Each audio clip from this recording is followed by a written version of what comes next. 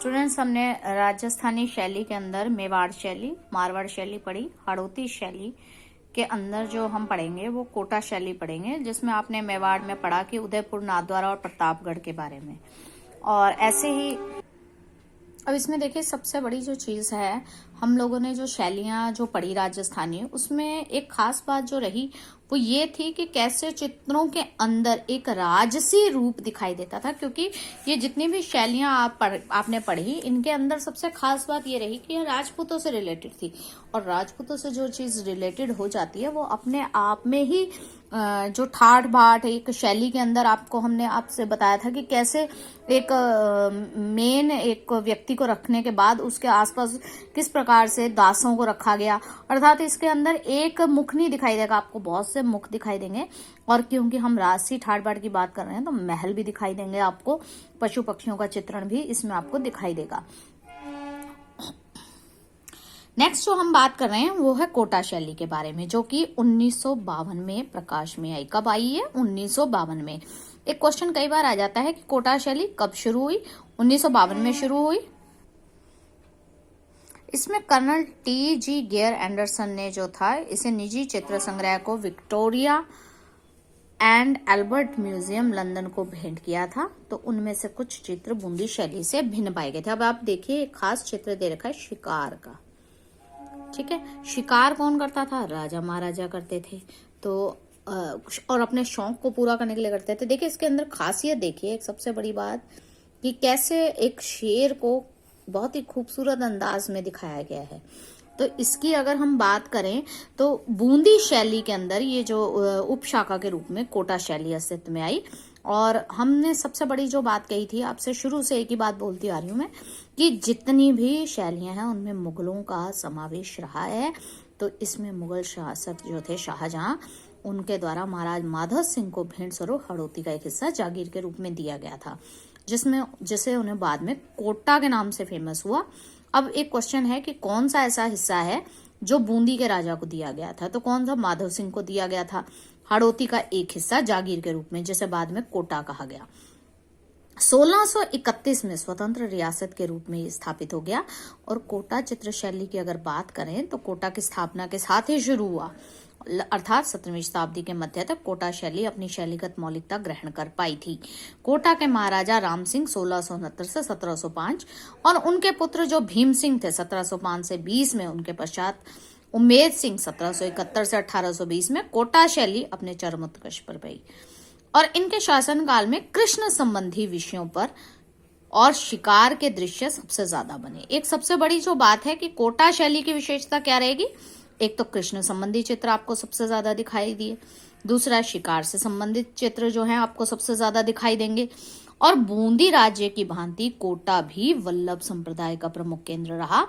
और राधा कृष्ण, क्योंकि हमने यहाँ आपसे बात कर दी है कि कृष्ण संबंधी, तो राधा कृष्ण की लीलाओं का अंकन और सचित्र ग्रंथों के निर्माण के अलावा भित्ति चित्रण की समृद्ध परंपरा विकसित हुई। और इसके साथ साथ अगर हम बात करें तो सचित्र इसके जो ग्रंथ थे, वल्लभो चंद्रिका 1861 में और गीता पंचमेल का काव्यात्मक चित्रण कोटा शैली के कलात्मक साक्ष्य हैं। इसमें कई बार ये क्वेश्चन आ जाता है, जैसे कि वल्लभो चंद्रिका या गीता पंचमेल जो हैं किस शैली से संबंधित है? तो आपका जवाब होगा कोटा शैली। और कई बार एक क्वेश्चन ये भी आ जाता है कि कोटा शैली के 2 काव्यात्मक चित्रों के बारे में बताएं। तो आप ये नाम बताएंगे। कोटा शैली के चित्र हैं वल्लभो चंद्रिका और गीता पंचमेल। कोटा शैली के चित्रण की जो परंपरा रावल राम सिंह के समय में शुरू हुई, अर्थात 1866 में अनवरत चलती रही। और 1857 के गदर उपरांत पाश्चात्य प्रभाव ने, और उसके बाद धीरे धीरे कोटा शैली का अंत हो गया। और हम एक चीज जो आपसे पहले भी बोलते हैं कि हर चीज की कोई ना कोई खासियत होती है, कोई विशेषता होती है। तो कोटा शैली में जो झलक दिखाई देती है वो है बूंदी शैली की।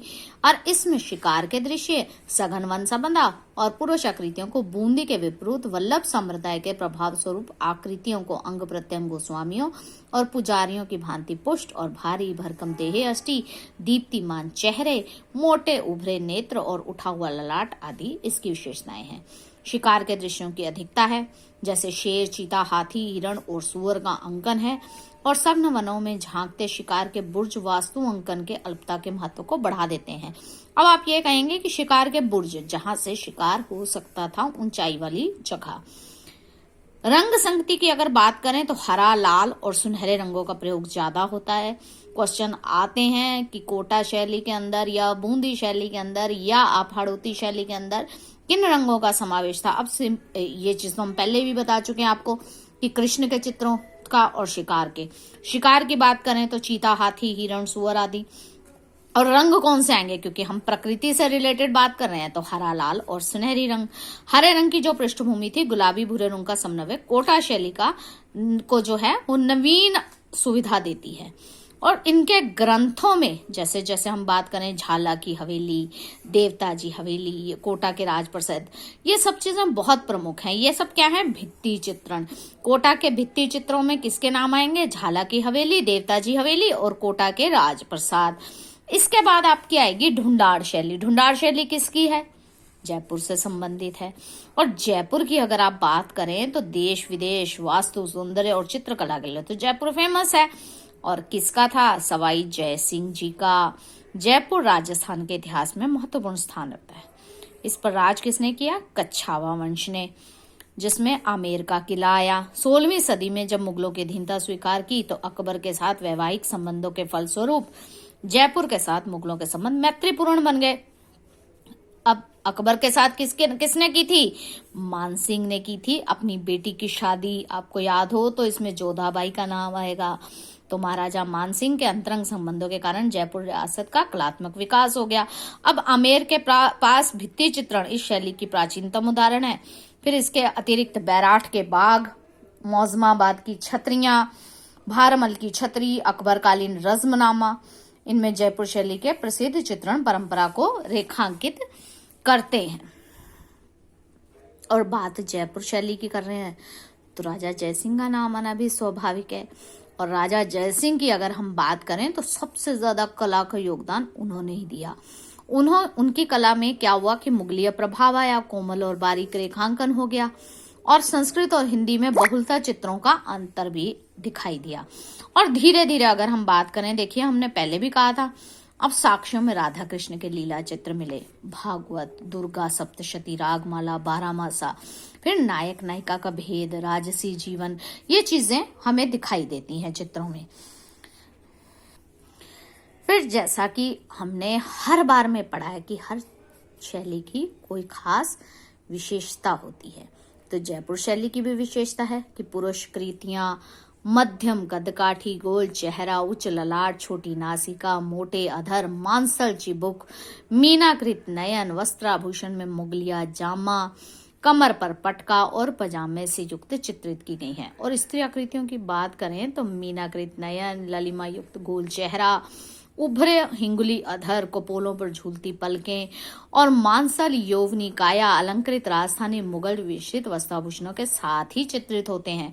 और सबसे बड़ी चीज, क्योंकि एक चीज साफ सी बोलनी है, मेरे को पहले भी बोली है कि मुगल कला का समावेश था, तो हाशिए जरूर होंगे चित्रों में और ईरानी प्रभाव लिए हुए थे वे।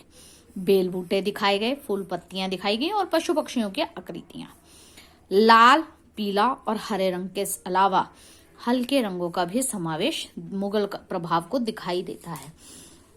फिर धीरे धीरे स्वर्ण रंग की बाहुलता शुरू हुई, उसके साथ माणक, पन्ना और मोती रत्नों को चित्रों के अलंकारित जड़ाई का काम शुरू हो गया।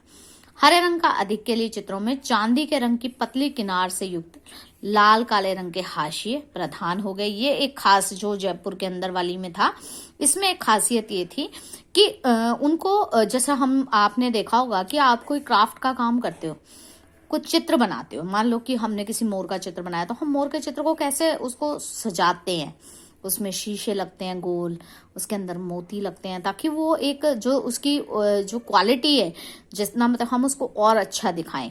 ऐसे ही अगर आप कोई ड्रेस बनाते हो तो ड्रेस के अंदर हम क्या करते हैं, उसको अच्छे से सजाने के लिए या तो लैस लगा लेते हैं या उस पर कोई कढ़ाई कर लेते हैं, शीशे। तो ऐसा हमने कहाँ से सीखा, कहीं ना कहीं देखा। तो उस समय में जो चित्र बनते थे उनमें माणक, पन्ना और मोती आदि इनका समावेश होता था और ये जड़ाई होती थी उनके अंदर। और जब हम बात कर रहे हैं कि हरे रंग का जब आधिक्य होता था चित्र के अंदर, जैसे पेड़ पौधे ज्यादा दिखाई जाएंगे या हम ये कहें कि जंगल को दिखाया जा रहा है, तो उसमें क्या करते थे कि जो हाशिया होता था ना, उसके चांदी से उसकी किनोर बनाई जाती थी। मान लो कि आपका ये चित्र है, ये इसके अंदर चित्र बना है, तो ये जो हाशिया, ये जो पोर्शन बनेगा, ये चांदी की तार का बनेगा। ठीक है, ये छोटी छोटी सी चीजें हैं जो आपको ध्यान रखनी है। अब जयपुर की अगर हम बात करें तो आपको पौराणिक आख्यान, भागवत पुराण, बिहारी सस्से, दुर्गा सप्तशती, बारहमासा राग महला, ये हम सब पहले भी पढ़ चुके हैं।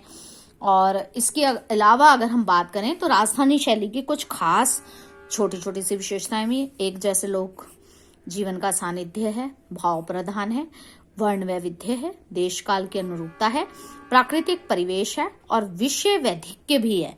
अब जब हम लोक जीवन की बात करते हैं तो सिंपल सी बात है कि धर्म से जुड़े हुए हैं, सादगी से भरे हुए हैं, रंगों की अखंडता आपको दिखाई देगी, लोक जीवन की भावनाओं का बाहुल्य आपको दिखाई देगा और यहाँ तक कि धार्मिक सांस्कृतिक स्थलों में पोषित चित्रकला जनजीवन की भावनाओं को दिखाई देगी।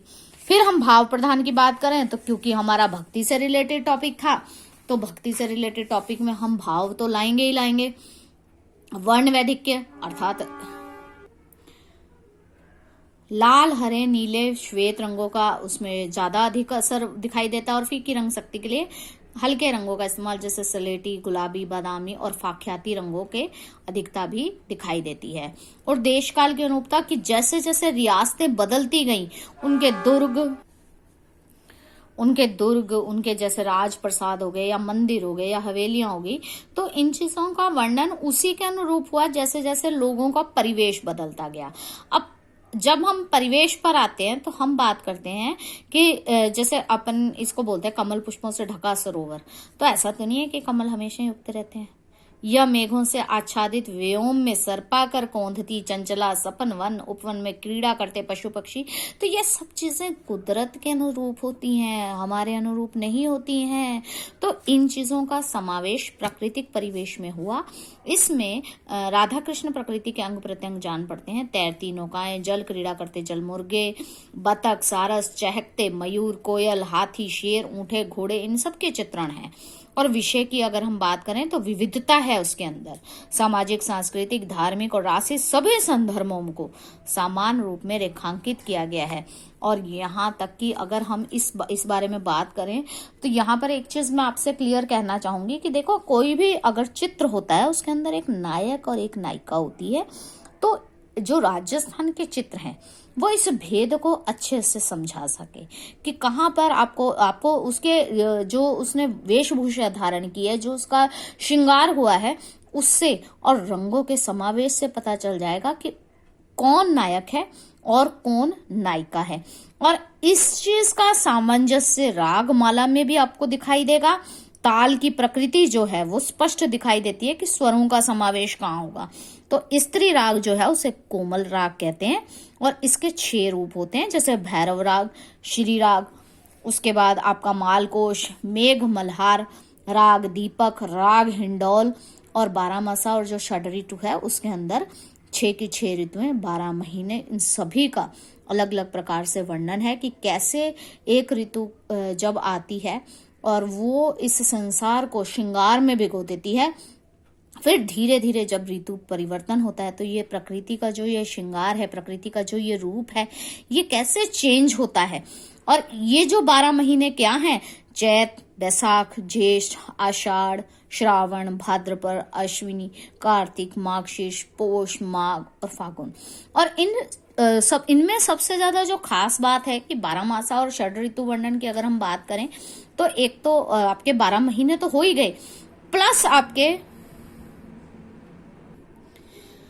आपकी 6 ऋतुएं भी हो गई। अब ऋतु परिवर्तन सबको मालूम है कि जैसे जैसे मौसम बदलता है आपके फूल जो हैं, फूलों के रूप रंग सब बदल जाते हैं। जैसे गुलाब सारा साल उगता है, इसके अलावा सदाबहार सारा साल उगता है, लेकिन गेंदा किसी खास मौसम में उगता है। तो ये सारा वर्णन कुदरती कैसे दिखाई देंगे वो आपको चित्रों के माध्यम से।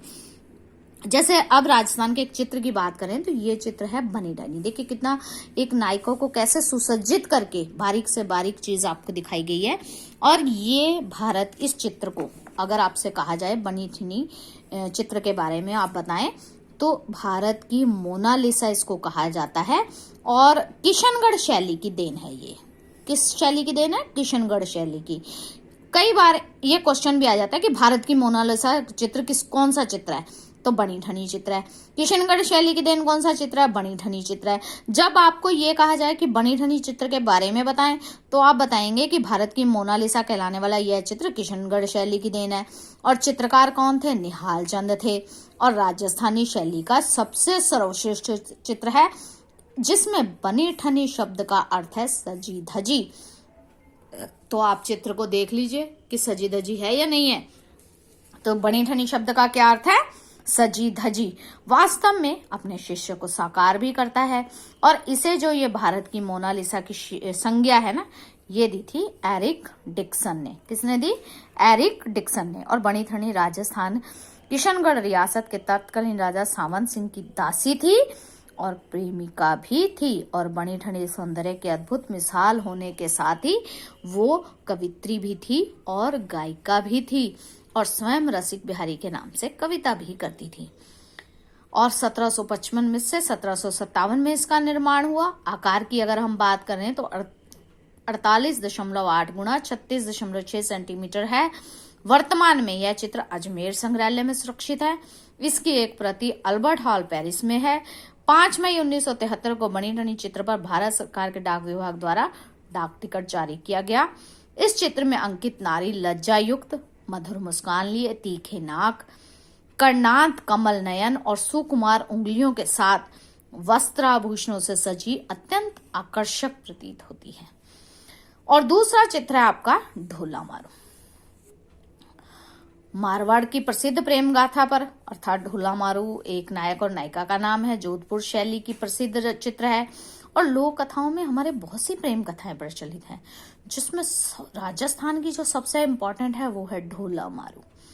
और इसका अंदाजा हम इस बात से लगा लेते हैं कि 8वीं सदी की इस घटना का नायक ढोला जो है वो आज भी एक प्रेमी नायक के रूप में और पति पत्नी की सुंदर जोड़ी जो है ढोला मारू उसकी उपमा देते हैं।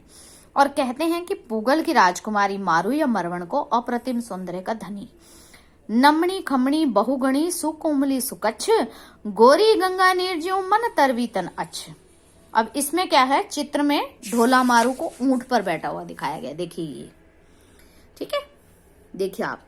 अब इसमें आप ये सबसे बड़ी चीज है कि उनका जो समावेश है, एक प्रेमी और प्रेमिका का जो जोड़ा दिखाया गया वो उनकी आप ड्रेस देखिए, वेशभूषा देखिए, फिर रंगों का समायोजन कि पहाड़ भी दिखाया गया उसमें और ऊंट भी दिखाया गया है इसमें, और किस प्रकार से वो सुसज्जित होकर बैठे हैं वो भी दिखाया गया है।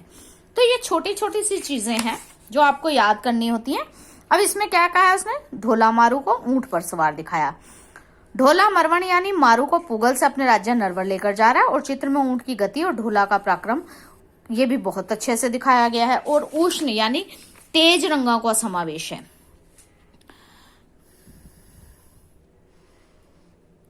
ऊपरी भाग में एक तंबू में लाल कालीन पर ढोला मारू के आमने सामने बैठा बनाया गया है और ढोला को कलगीदार पगड़ी और अस्त्र धारण किए बनाया गया। उसके बाद एक गोधूली, ये देखिए गोधूली गायें हैं, देखिए, ठीक है, ये गायें दिखाई दे रही हैं। तो ये चित्र है आपका गोधूली से रिलेटेड।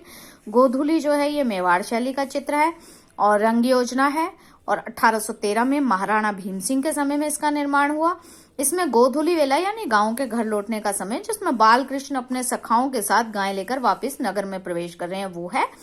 जब अटारी से माताएं अपने बच्चों को देखकर प्रफुल्लित होती हैं और बालक भी अपनी माताओं को देखकर उनको इशारा कर हर्षित होते हैं, तो एक साथ बड़ी संख्याओं में गायों के चलने से जो धूल उठती है उससे पूरा वातावरण मटमैला हो गया, वो वर्णन इस चित्र के अंदर अंकित किया गया है।